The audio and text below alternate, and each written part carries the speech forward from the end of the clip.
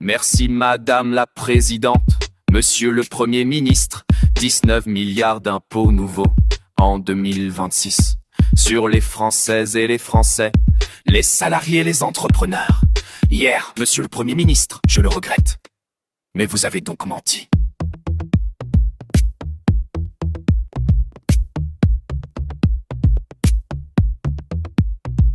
Vous avez réussi à promettre plus de pouvoir d'achat, alors que votre budget est une véritable boucherie fiscale pour la classe moyenne et les familles qui paient déjà le plus leur tribut de tous les pays développés. Pire, Monsieur le Premier ministre, pire. La charge fiscale dans notre pays est tellement insupportable que depuis 4 ans, les impôts ne rentrent plus comme ils le devraient. À défaut d'écouter la souffrance des contribuables, écoutez, lisez les rapports de Bercy. Peut-être y serez-vous moins insensible. Hier, Monsieur le Premier ministre, vous avez donc menti.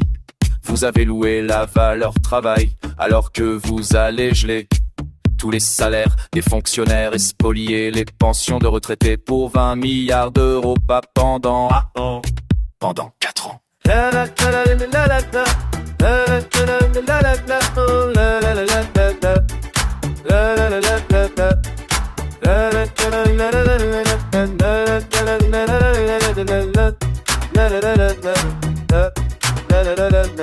Hier, Monsieur le Premier ministre, vous avez menti, car vous promettez de régler la crise des finances publiques, alors que vous continuez à augmenter la dépense de 28 milliards d'euros en 8 longues années. Vous n'aurez donc jamais été capable de baisser d'un seul centime la dépense publique. Vous avez caché, Monsieur le Premier ministre, tous ces mensonges par une forfaiture encore plus cynique.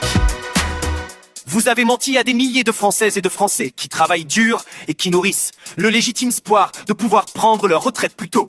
Et tous ces travailleurs, vous les avez trompés avec la complicité des sociotraîtres de service. Jamais avare d'insulter l'intelligence et la dignité de nos compatriotes. La suspension des retraites n'existe pas autrement que dans vos mensonges.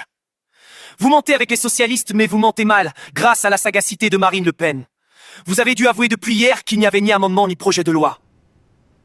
Un simple accord d'appareil avec des socialistes qui ne savent rien faire que mentir. 19 milliards d'impôts.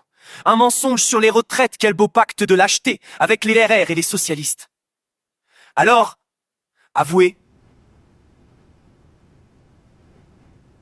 Avouez vos mensonges.